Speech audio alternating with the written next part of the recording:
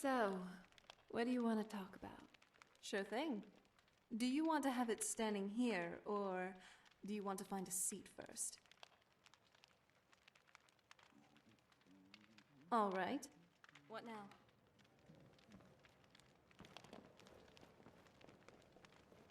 I'm on it.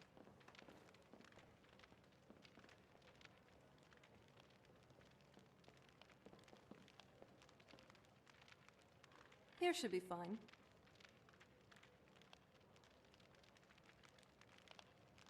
So, are we ready to start?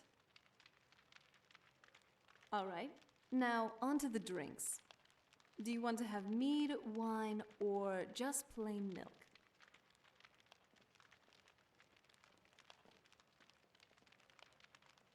Oh, I see. Now, let's see what I have here.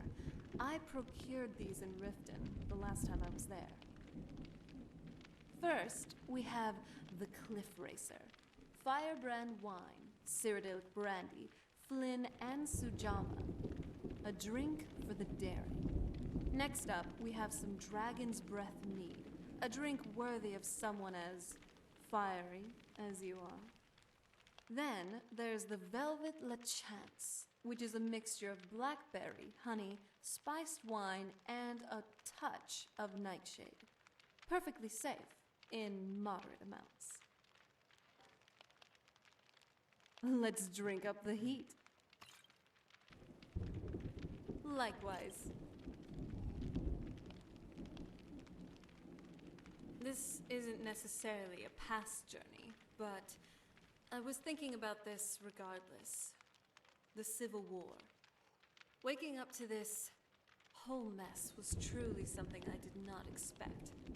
I expected a change in who was the High King, but I didn't know that they were more complicated. Cyrodiil being the seat of an empire, for one.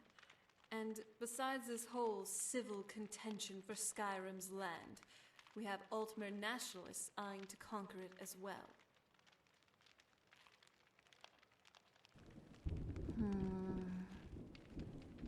I was just looking back at some childhood memories.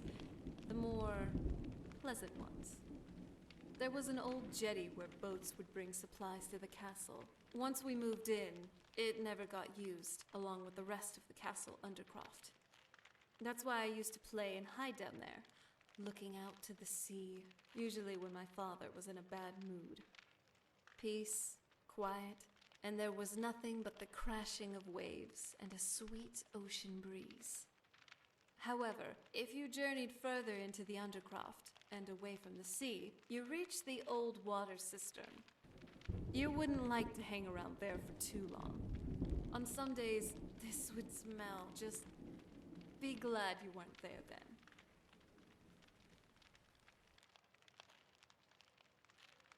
So, what do you want to talk about now?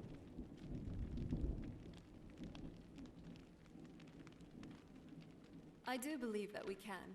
I've read a similar concept before. It was in the new type theory proposed by a Dwemer philosopher long ago.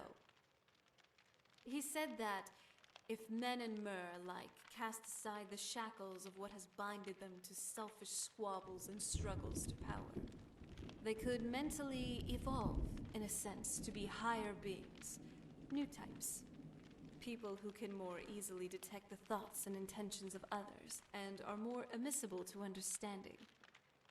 I would like to remember the name of the book, or the author, but I'm afraid it's been lost to time. All right. So, what do you want to talk about now? Oh, which one? He's great company, I can tell you that much. Inigo always finds a way to lift our spirits, doesn't he? If there's someone, besides me, to always keep by your side, I think it should be him. All right. So, what do you want to talk about now? Oh, which one? She's loyal, I can tell you that much. But maybe I feel she could brighten up a little.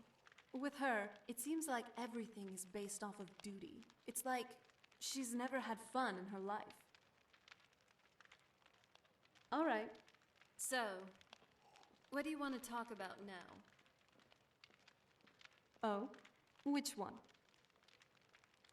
Back on the island, at least, besides my mother, he was one of the only people on my father's court who cared for me. I would never forget the times we'd play and cast playful spells together. Or that time he cast invisibility to hide me from my mother as I was frolicking around the castle courtyard past my bedtime.